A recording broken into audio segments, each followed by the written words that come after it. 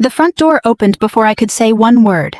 I was standing in my own living room with my 1-year-old daughter on my hip, still wearing my army dress uniform, while my husband's entire family stared at me like I had committed some terrible crime. My husband Daniel had just slapped a DNA test onto the coffee table and said cold as ice, "She's not my child." Then his mother pointed at the door and screamed, "Get out of my house!" That was the moment the front door opened, and the man who stepped inside made every person in that room go silent. But let me back up a little.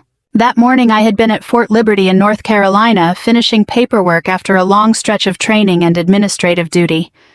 I was tired in that deep-down military way, the kind of tired that gets into your bones. But I was happy. I was finally going home. My daughter Emma was in daycare near base, and all I could think about was picking her up, kissing her soft little cheeks, and driving back to Raleigh to sleep in my own bed. Around 3 in the afternoon, my phone buzzed. It was Daniel. "Don't be late tonight. Mom has a surprise waiting for you." I stared at the message for a second and smiled. A surprise. After months of cold calls, short replies, and conversations that felt more like duty reports than marriage, I thought maybe Daniel was trying. Maybe his mother, Patricia, had finally decided to welcome me instead of treating my service like some inconvenience. I texted back, "That's sweet. I'll be there by 6. When I picked up Emma, she reached for me with both arms, babbling, "Mama, Mama," like she had been waiting all day to tell me everything. I strapped her into her car seat, fixed the little white bow in her hair, and drove home with the windows cracked, smiling almost the entire way. I remember thinking, maybe this is the start of something better. The house looked warm when I pulled into the driveway. Lights on, cars lining the curb, Daniel's truck, his sister's SUV, his uncle's old Cadillac. I laughed softly to myself. Well, Emma girl looks like Grandma Patricia went all out. But when I carried Emma up the steps and opened the front door, the warmth disappeared. The living room was packed. Daniel's relatives sat shoulder to shoulder on the couch in folding chairs, even along the wall. No one said hello, no one stood up, no one smiled. Daniel stood near the coffee table. Patricia stood beside him like she was waiting for a verdict. I looked around and said, "What's going on?" Daniel reached down, picked up a white envelope, and threw a paper onto the table. "DNA test results," he said. "She's not my child." For a second, I couldn't breathe. Emma grabbed my collar, confused by the silence. I looked at the paper, then at Daniel. "What are you talking about?" Patricia stepped forward, her face hard. "We know what you did," she said. "You humiliated this family." Then she pointed at the door. "Get out of my house." Before I could say a word, the front door opened behind me. A deep voice said, "Captain Morgan." Everyone turned. Lieutenant General Robert Hayes stepped into the room in full uniform. For several long seconds, nobody moved. General Robert Hayes stood in the doorway wearing his Army service uniform with 3 stars on each shoulder. He wasn't a man who needed to raise his voice to command attention. His presence alone changed the atmosphere. I instinctively straightened my posture, balancing Emma on my hip. "Good evening, sir," I said quietly. He nodded. "At ease, Captain Morgan." His eyes swept across the room. The silence felt almost painful. He noticed the packed living room, the relatives sitting stiffly, Daniel's pale face, Patricia pointing toward the front door, and finally the tears gathering in Emma's bright blue eyes. The general frowned. "I seem to have interrupted something." No one answered. Daniel swallowed hard. "General Hayes, this is a family matter." "So I gathered." His calm voice somehow made the room even quieter. The general looked at me. "Captain Morgan, are you all right?" I wanted to answer. I really did. But my throat felt tight. Instead, Emma buried her face against my shoulder and began crying softly. General Hayes took one slow step into the room. "I came here to congratulate one of my finest officers on her exceptional service." His eyes shifted toward Daniel. "I wasn't expecting this." Daniel forced a nervous smile. "Sir, there's been a misunderstanding." Patricia quickly jumped in. "General, we're just dealing with some unpleasant family business." He didn't react. Instead, he noticed the paper lying on the coffee table. "May I?" Daniel hesitated before picking it up and handing it over. "It's a DNA report." General Hayes adjusted his reading glasses and carefully scanned the document. Nobody spoke. Even Emma had stopped crying, almost as if she could sense how tense the room had become. After nearly a minute, the general lowered the paper. "Who ordered this test?" Daniel answered immediately. "I did." "And where was it performed?" Daniel named a laboratory I had never heard of. The general looked back down at the report. Then he quietly asked another question. Was Captain Morgan present when this sample was collected? Daniel looked uncomfortable. No. Was there a court order? No. Was the chain of custody documented? Daniel blinked. I don't know. The general folded the report neatly. I've spent over 35 years making decisions based on evidence. He looked around the room. This isn't evidence. Patricia folded her arms. It proves she cheated on my son. General Hayes calmly shook his head. No, ma'am. He placed the paper back onto the coffee table. It proves someone printed a report. The room went silent again. Daniel's uncle cleared his throat. His sister exchanged nervous glances with her husband. For the first time since I'd walked through the front door, I saw uncertainty on a few faces. General Hayes turned toward me. Captain Morgan. Yes, sir. Did you ever consent to a DNA test? No, sir. Were you informed one had been conducted? No, sir. He nodded once. I thought not. Daniel suddenly raised his voice. So what are you saying, she's innocent? I'm saying, the general replied evenly, that accusing someone without verified evidence destroys families. Patricia scoffed. My son deserves the truth. I agree. He paused. Which is exactly why this family needs an accredited laboratory, not assumptions, accusations, or public humiliation. His words landed heavily. I looked around the room.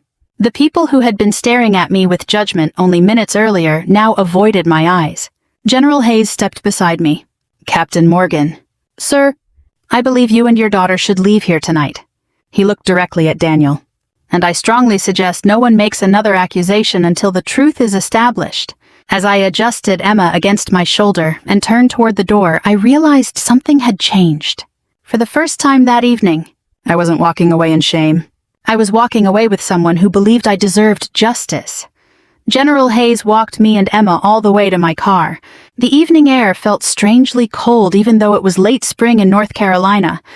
My hands were shaking so badly that I struggled to buckle Emma into her car seat. General Hayes waited patiently until I closed the back door. Captain Morgan, he said quietly, take a deep breath. I looked at him, and for the first time since walking into that house, the tears came. I don't understand, I whispered. How could they do this? He didn't rush to answer. Instead, he handed me a clean handkerchief from his jacket pocket. I've served in the army for nearly 4 decades, he said. I've seen careers destroyed because people rushed to conclusions. I've also seen innocent people survive because they refused to stop telling the truth. I never cheated on my husband. I believe you. Those 4 words nearly broke me, not because they solved anything, because they were the first words of trust I'd heard all night. Emma reached through the open car door and wrapped her tiny fingers around my sleeve. Mama, I smiled through my tears. I'm okay, sweetheart. General Hayes glanced toward the house. I'll have someone help you find a safe place to stay tonight. I can stay with my friend Rachel. Rachel Bennett was another Army officer stationed at Fort Liberty. We'd gone through officer candidate school together years earlier and had remained close friends ever since. Good. He reached into his pocket and handed me a business card. On the back he wrote 2 names. One belonged to an experienced military legal assistance attorney. The other was a family law attorney in Raleigh who frequently represented military families. If this becomes a legal matter, he said, don't face it alone. I appreciate that, sir. Before leaving, he looked me in the eyes. One more thing. Yes, sir. Don't try to clear your name by arguing. I frowned. What do you mean? People who have already decided you're guilty rarely change their minds because of louder arguments. He paused. They change their minds when they're confronted with undeniable facts. Those words stayed with me long after he drove away. Rachel welcomed Emma and me into her home without asking a single question. She simply hugged me. Guest room's ready, she said. We'll talk when you're ready. Later that night, after Emma finally fell asleep in a borrowed crib, I sat alone at Rachel's kitchen table. My phone wouldn't stop buzzing. Daniel. 23 missed calls. 7 voicemails. Dozens of text messages. The first ones were angry. Where did you go? Running away makes you look guilty. Then they became demanding. We need to finish this tonight. Finally, one message caught my attention. Mom says you left too quickly to explain yourself. I stared at the screen. Left too quickly. Patricia had pointed at the front door and screamed for me to leave. Now they were pretending I had walked away voluntarily. Rachel poured me a cup of coffee. What are you thinking? They're already changing the story. She nodded. Then don't give them another chance.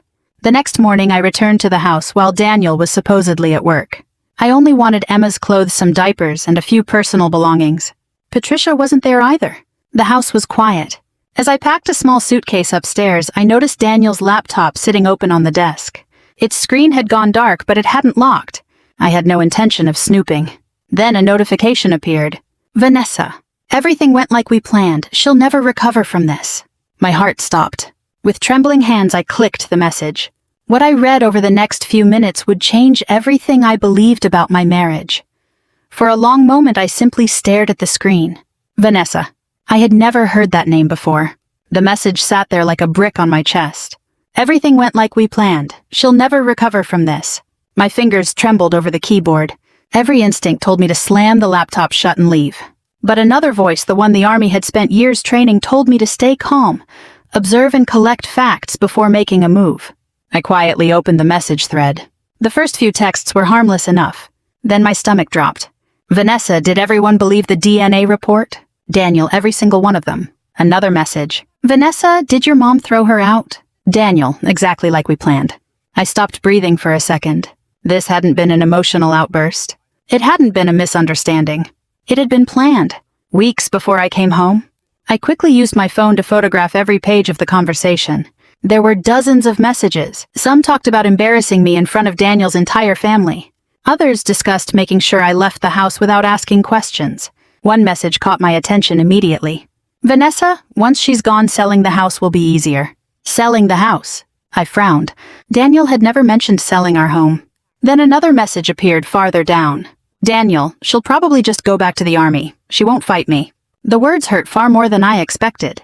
After 9 years of marriage, he believed he knew exactly how I would react. I took more photographs. Then I noticed another folder on the desktop labeled taxes.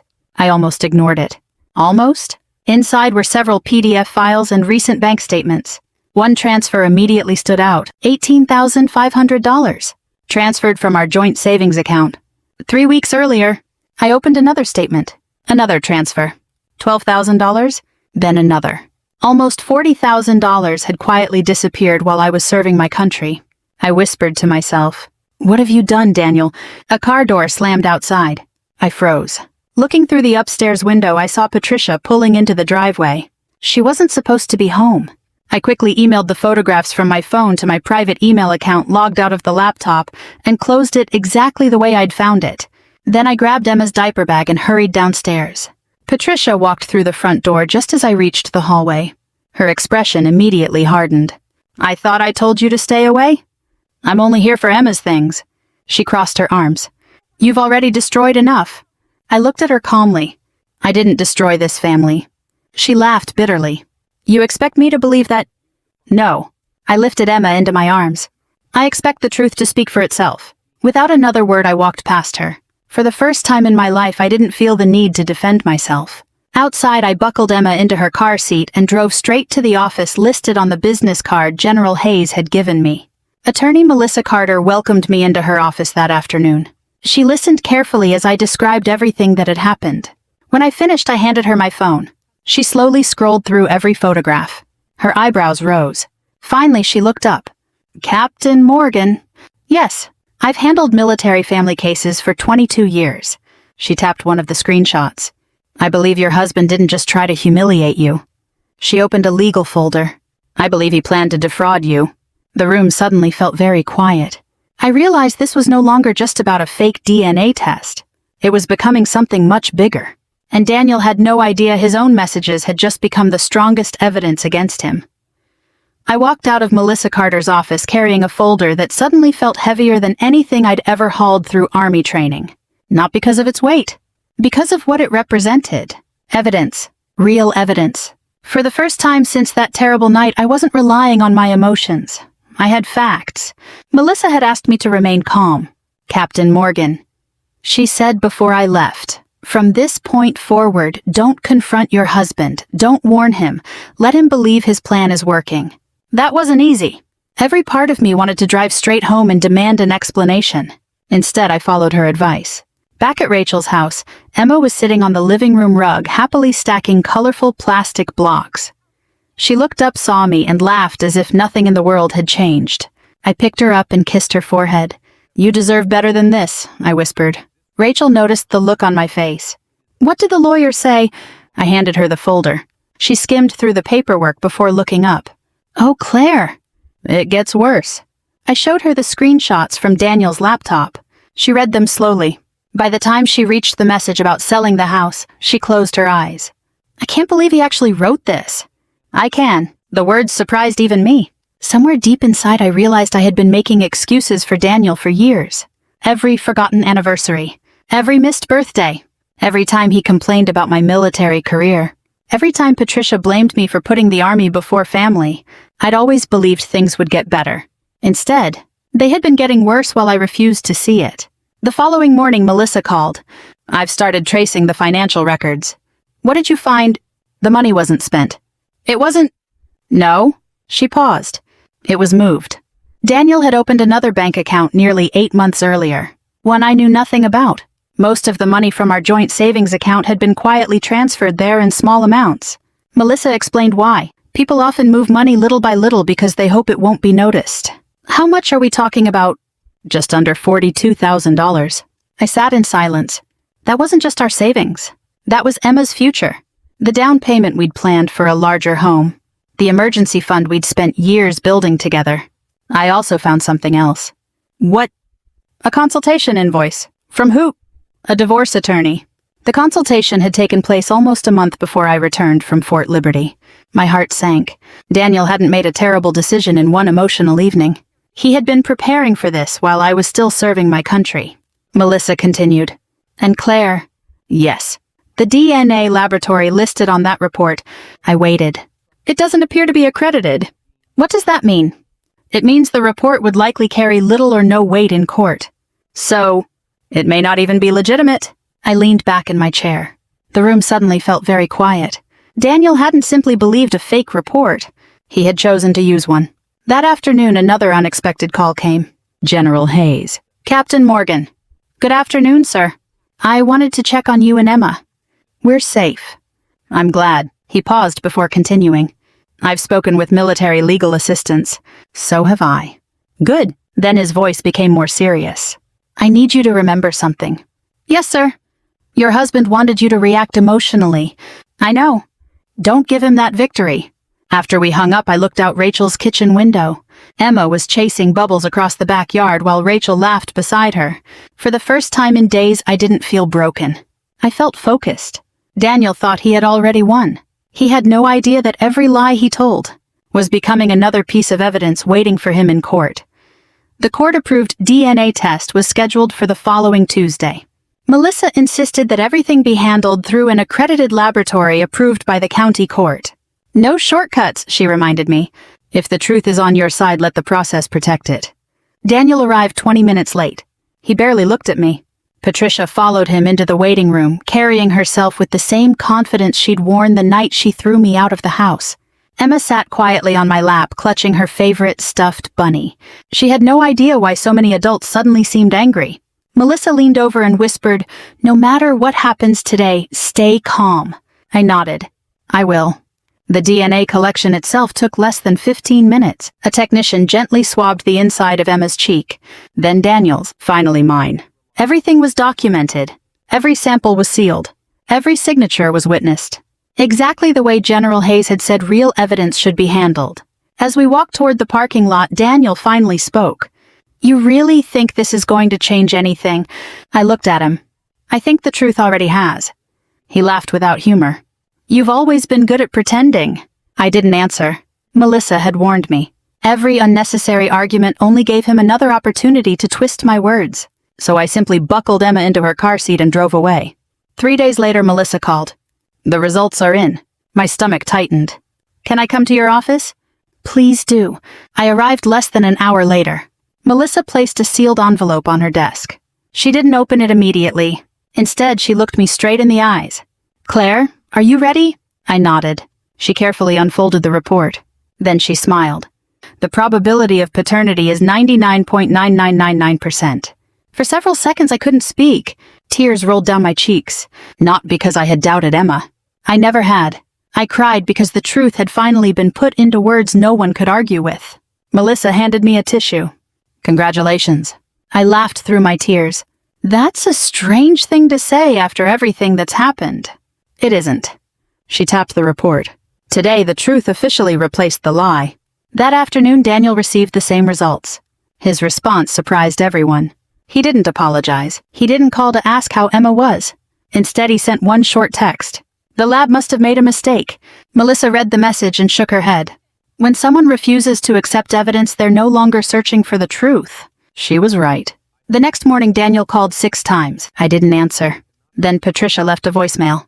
Claire, we need to talk. It wasn't an apology. It wasn't concern for Emma. It was panic. By then, several relatives who had attended the so-called welcome home dinner had learned about the official DNA results. Daniel's younger sister Emily was the first to reach out. Claire, she said quietly over the phone, I owe you an apology. You don't owe me anything. I sat there and watched everyone accuse you. Her voice cracked. I should have stood up for you. I closed my eyes. I appreciate you calling. There was something else. What? The night you left. She hesitated. I saw Daniel throw another envelope into the fireplace. My heart skipped. What kind of envelope? I don't know. But after hearing about the real DNA test, she took a deep breath.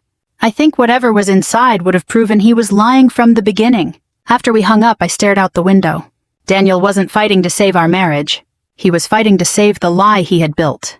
And with every passing day, that lie was falling apart. By the end of that week, the story had spread through Daniel's family. Not because I told anyone, because the official DNA results spoke for themselves. People who had watched me walk out of that living room carrying Emma suddenly realized they had witnessed something very different from what they'd believed. They hadn't seen a guilty woman exposed. They had watched an innocent wife be publicly humiliated. One by one, the phone calls began. Daniel's aunt called first. Claire, I don't know what to say. You don't have to say anything. No, she replied softly. I do. She apologized for sitting silently that night. Then his cousin called. Then another uncle. Each conversation sounded almost the same. We should have asked questions. We shouldn't have judged you. We're sorry. I appreciated every apology. But none of them erased that night. The image of Emma clinging to my uniform while strangers stared at us would stay with me forever. A few days later, Melissa called again. I've received another piece of discovery. What is it? Financial records. I drove straight to her office. She handed me several documents. This account belongs to Daniel. I recognized the account number immediately. It was the secret account where he had transferred our savings. Melissa pointed to another series of transactions. Look at the recipient. The name froze me. Vanessa Collins. Multiple payments. $5,000. $3,000. $7,000. Almost $20,000 altogether. I looked up. He was giving our money to her? Melissa nodded. It appears so. Then she slid another document across the desk. This came from a subpoena to his phone records. I read the summary. Hundreds of phone calls, late-night conversations, weekend hotel reservations, credit card charges from restaurants Daniel had claimed he'd visited for work. I closed the folder. I don't think I even knew my husband anymore. Melissa sighed. Unfortunately, there's one more thing. She handed me printed screenshots. Vanessa had voluntarily turned over several text conversations after receiving legal notice. I recognized the messages immediately. But these weren't the ones I'd photographed. These were newer. One text from Daniel read, "Don't worry, once the divorce is final, everything will be ours." Another, "She'll never figure out the DNA report wasn't real." I stared at the words. There it was. Not suspicion. Not confusion. Not jealousy. A confession. Daniel had known the report was fake from the beginning. Melissa quietly closed the folder. I believe this changes everything. Later that afternoon, my phone rang again. The caller ID surprised me. Vanessa Collins. For a moment, I considered ignoring it. Instead, I answered. Hello. Her voice sounded nothing like I expected. She sounded tired, almost frightened. Claire, I know you probably hate me. I didn't answer. She continued. I didn't know he was still living as your husband. What? He told me you were already separated. I closed my eyes. He said you only stayed married because of military benefits. Every sentence felt like another punch. Vanessa's voice cracked. When I learned the truth, I ended things. You helped him humiliate me. I know. She began crying. And I'll regret that for the rest of my life. For several seconds, neither of us spoke. Finally, she whispered, I've already given your attorney everything I have. Why? Because Emma deserves better than the lies we helped create. After we hung up, I sat quietly in Rachel's backyard, watching Emma chase butterflies through the grass. Children had a beautiful way of living only in the present. No resentment. No revenge. Just joy. Looking at my daughter, I realized something important. This fight had never really been about proving I was innocent. It was about making sure Emma grew up knowing that truth matters, even when lies seem louder. The divorce hearing was scheduled for the second week of September. By then, nearly 4 months had passed since the night Daniel and his family had tried to throw me out of the house. I walked into the Wake County Courthouse wearing a navy blue business suit instead of my Army uniform. Melissa had given me one simple piece of advice. Today you're not here as a soldier. What am I here as? A mother. Those words stayed with me as I carried Emma into the courthouse. Rachel watched her in the waiting area while Melissa and I entered the courtroom. Daniel was already there. He looked different. He'd lost weight. The confidence he'd worn during that so-called welcome home dinner had disappeared. Patricia sat behind him, avoiding my eyes for the first time. When the judge entered, everyone stood. After opening statements, Melissa calmly presented our evidence. The official DNA report. The bank records showing Daniel's hidden account. The transfers to Vanessa. The text messages discussing the fake DNA report. The screenshots proving the confrontation had been planned before I even came home from Fort Liberty. Not once did Melissa raise her voice. She didn't need to. The evidence spoke for itself. Daniel's attorney attempted to argue that his client had acted out of genuine concern. The judge looked over the documents for several quiet moments. Then he asked Daniel one question. Did you know this DNA report had not been verified by an accredited laboratory? Daniel hesitated. I wasn't sure. Melissa immediately handed the judge another exhibit. One of Daniel's own text messages. She'll never figure out the DNA report wasn't real. The courtroom became completely silent. The judge adjusted his glasses. Mr. Morgan, his voice was calm but firm. This message suggests you knew exactly what you were doing. Daniel lowered his head. His attorney didn't ask another question. Next came the issue of custody. The judge reviewed Emma's medical records, daycare reports, my military service schedule, and statements from neighbors Rachel and even General Hayes. General Hayes wasn't present in court that morning. Instead, he had submitted a written character reference. The judge read part of it aloud. Captain Claire Morgan has consistently demonstrated honesty, integrity, and exceptional judgment throughout her military career. I trust her completely as an officer and as a parent. Hearing those words nearly brought tears to my eyes, not because they praised me, because someone had taken the time to defend my character when it mattered most. The hearing lasted nearly 4 hours. Finally, the judge announced his decision. Primary physical custody of Emma would remain with me. Daniel would receive supervised visitation until he completed parenting and family counseling. The hidden money transferred from our joint savings account would be returned to the marital estate. The court also ordered Daniel to reimburse my legal expenses related to the fraudulent DNA claim. When the hearing ended, Daniel slowly approached me outside the courtroom. For a moment, I thought he might finally apologize. Instead, he quietly asked, "Do you really think you won?" I looked at Emma sleeping peacefully in her stroller, then back at him. "This was never about winning." I paused. "It was about protecting our daughter from the consequences of your choices." Without another word, I turned and walked away. For the first time in months, I didn't feel like someone seeking revenge. I felt like a mother who had finally found justice. Almost 6 months passed before I saw Patricia again. Life had finally begun to settle into something that resembled peace. Emma was growing fast. She had started putting little sentences together, and every morning she insisted on helping me make breakfast, even if helping usually meant dropping blueberries on the kitchen floor. I had returned to full duty at Fort Liberty, balancing motherhood and my Army career one careful day at a time. For the first time in years, coming home felt safe. Then one quiet Saturday afternoon, someone knocked on Rachel's front door. Rachel glanced through the window. "Claire." Her voice sounded surprised. "I think you'd better see this." I walked over. Standing on the front porch was Patricia. She looked older. Not just older. Smaller somehow.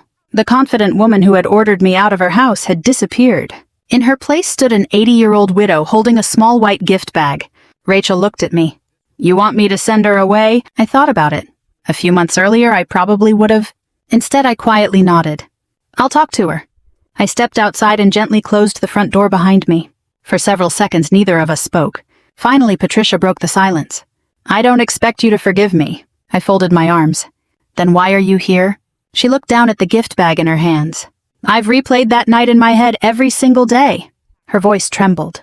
I keep hearing myself yelling at you. I didn't answer. I watched you standing there with Emma. She wiped away a tear. And I never once asked if my own son was telling the truth. The words hung between us. They were the first honest thing I had ever heard Patricia say about that night. I believed him, she whispered. I know. I wanted to protect my family. I looked at her calmly. You already had one. She closed her eyes. For a moment she couldn't speak. When she finally looked up, her face was wet with tears. I failed you. I didn't know what to say. Because she was right. She had. Patricia slowly handed me the gift bag. These belonged to Daniel's grandmother. Inside was a tiny hand-knitted baby blanket. Cream-colored. Perfectly preserved. My mother made it when Daniel was born. She smiled sadly. I think Emma should have it. I carefully folded the blanket back into the bag. Thank you. Patricia nodded. Then she took a deep breath. There was another reason I came. I waited. I'd like the chance. She paused. To know my granddaughter. For the first time, she didn't call Emma that child. She called her granddaughter. It was a small difference, but it mattered. I can't pretend none of this happened, I said gently. I know. You accused me in front of your entire family. I know. You tried to throw us out. I know. She never argued. She never made excuses. She simply accepted every word. I can't promise things will ever be the way they were. I wouldn't ask that, but I also won't teach Emma to carry hatred. Patricia's eyes filled with tears again. So, I took a slow breath. We'll start with short visits. She covered her mouth. You mean that? I mean, we'll take one step at a time. She quietly nodded. That's more kindness than I deserve. As she walked back to her car, I stood on the porch watching her leave. Forgiveness, I realized, wasn't forgetting. It wasn't pretending the pain never happened. It was choosing not to let that pain become Emma's inheritance. And somehow, that choice felt stronger than any revenge I could have imagined. 1 year later, my life looked nothing like it had the night I walked into that so-called welcome home dinner. In many ways, it looked better than I had ever imagined. Emma was almost 2.5 years old now. Every morning she raced through the house with the same stuffed bunny she'd clutched during those difficult weeks. She filled every room with laughter, reminding me that children have an incredible gift. They don't measure life by its worst moments. They measure it by love. I had accepted a promotion to major and continued serving at Fort Liberty. The promotion wasn't just another rank on my uniform. It represented every early morning, every deployment, every sacrifice, and every moment I had refused to let someone else's lies define who I was. General Hayes pinned my new rank during a small ceremony attended by fellow officers Rachel and Emma. Afterward, he shook my hand. I'm proud of the officer you've become, he said. Then he smiled at Emma. And even prouder of the mother. Those words meant more to me than any medal I'd ever received. Rachel laughed. I told you a year ago you'd get through this. You did.